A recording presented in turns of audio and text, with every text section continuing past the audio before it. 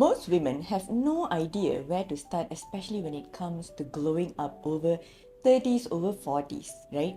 Because at this stage, we've already gone through so much of transitions in our life, and it takes a toll on our body, right? So the question becomes, should I fix my nutrition? Should I fix my inflamed body? Or should I fix my gut? The decisions can be so overwhelming that sometimes it makes you feel like you have no control over what's going on in your body. And the truth is, if you don't know how your body actually functions, you may already be taking way too many steps to fix your body that is actually more damaging than it is more beneficial. Hi, my name is Baita, and I'm here to help you redefine the relationship you have with yourself to access better energy, better body, and great relationship with others without losing your oomph for life.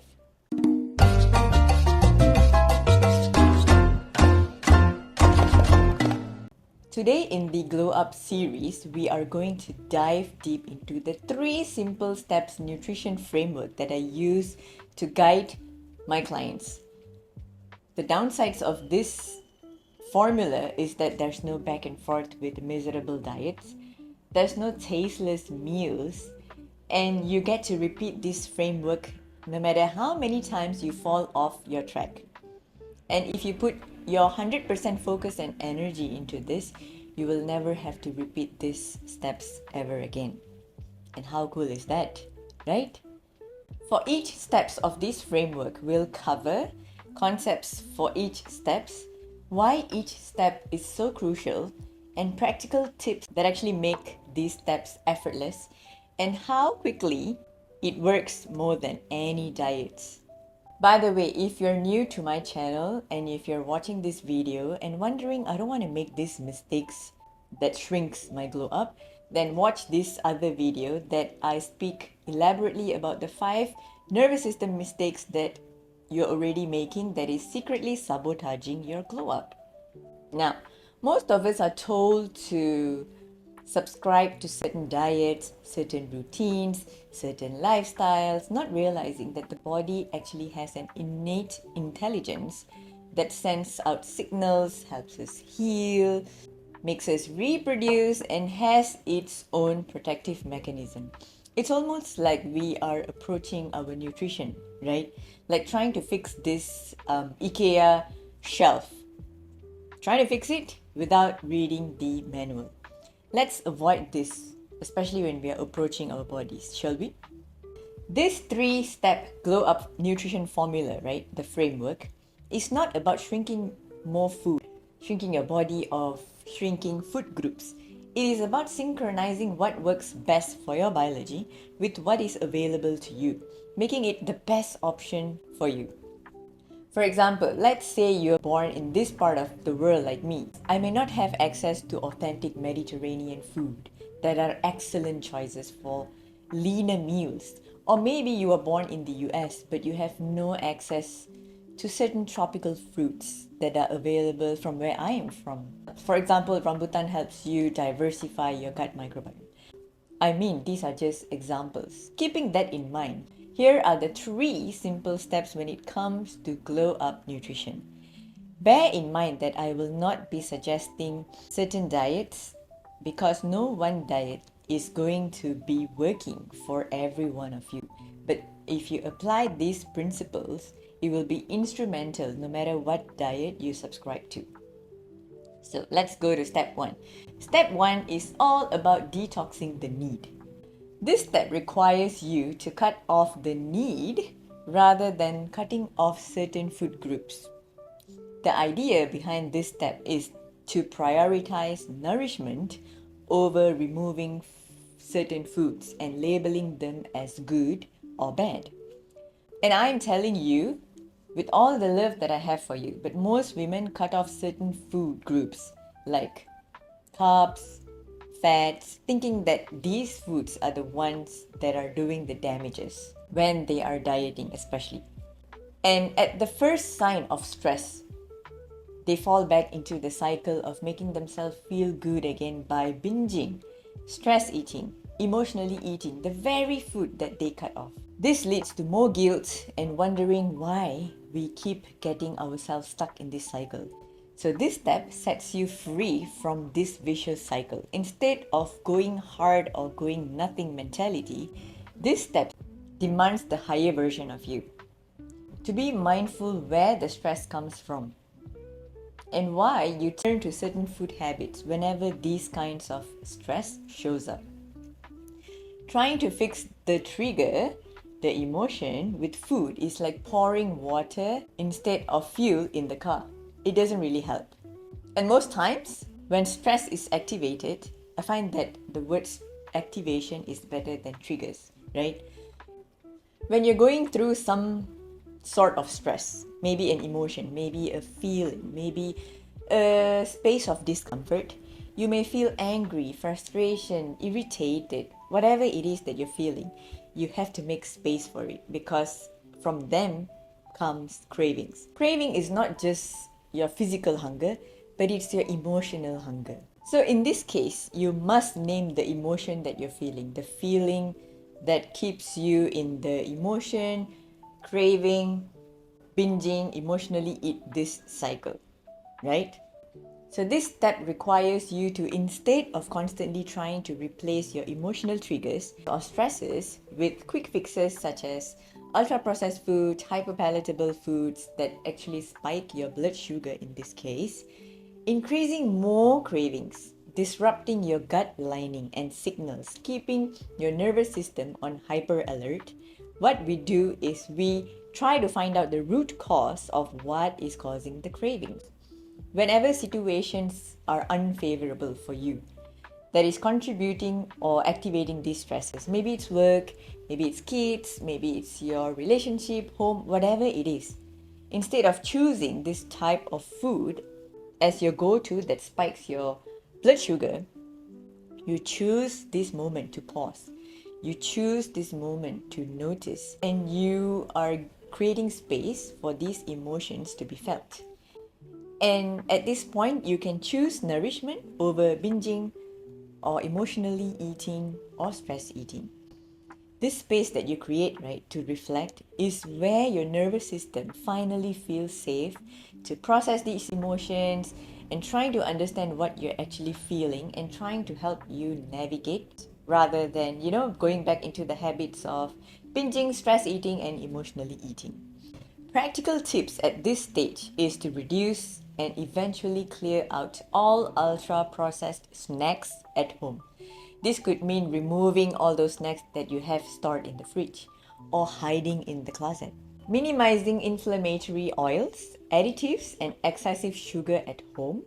The idea is to create a kitchen that actually supports you even on days where you feel low energy, low mood, and lack of motivation. So this way you don't fall apart every time your emotions or your energy is low. This step supports not just your physical health, it supports your emotional and mental health. And how cool is that? You stop falling victim to blaming, shaming, and the guilt tripping all together just by doing this step.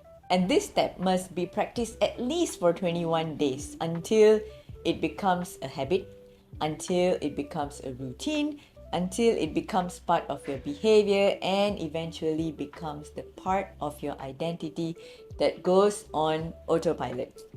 If you don't know whether your mind-body is in harmony, right? This is exactly why I created this mind-body diagnostic self-assessment quiz, and you'll find the link in the description below. You can share what is your go-to reason that makes you stress eat. You'll be surprised that you are not the only one going through this. So comment below what causes you to stress eat or emotionally eat or binge eat. Step 2 is about replacing and not depriving.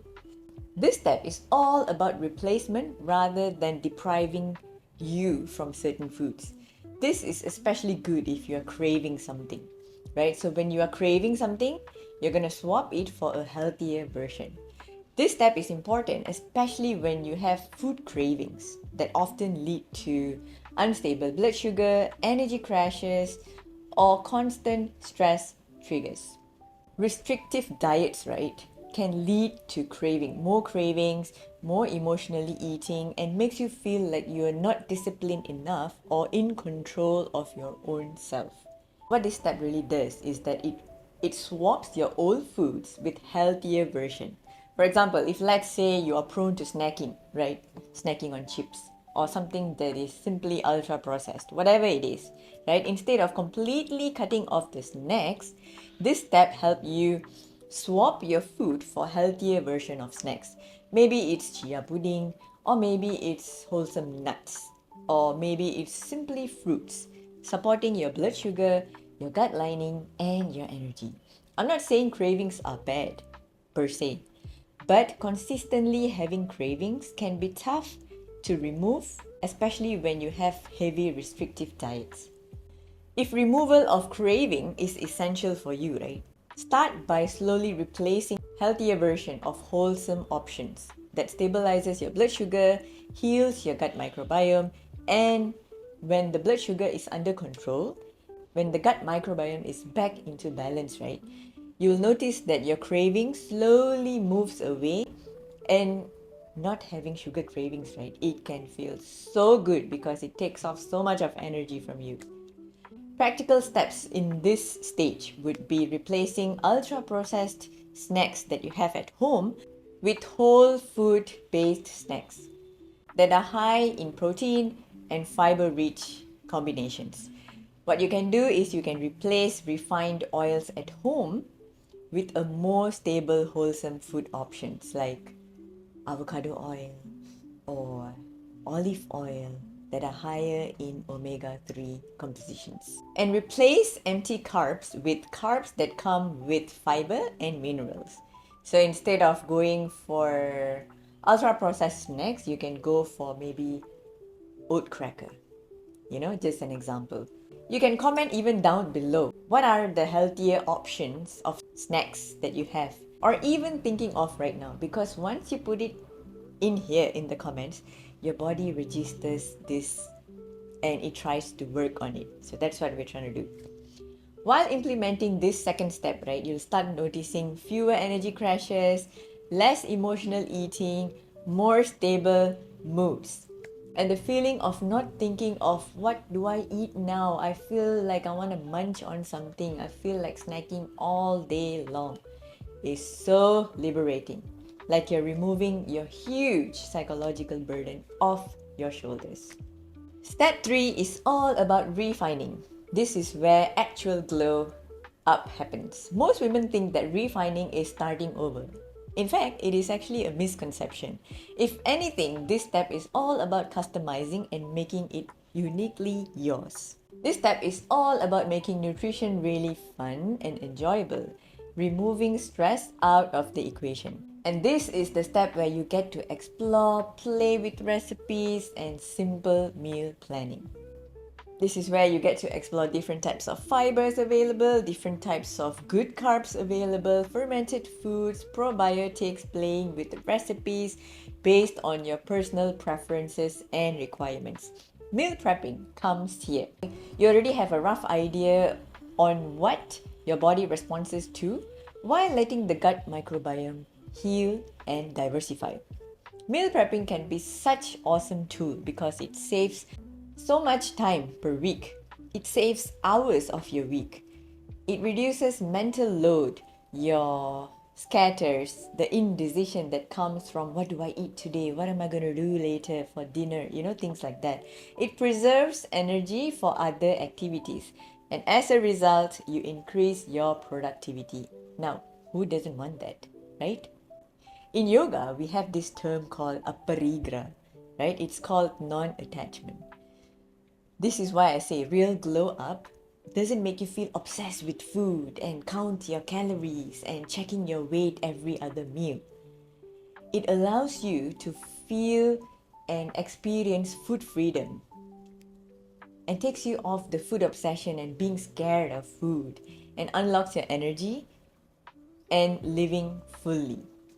I truly hope these 3 steps glow up framework help you transition from fear of food, emotional eating, and constantly craving to high energy, alignment, and nourishment.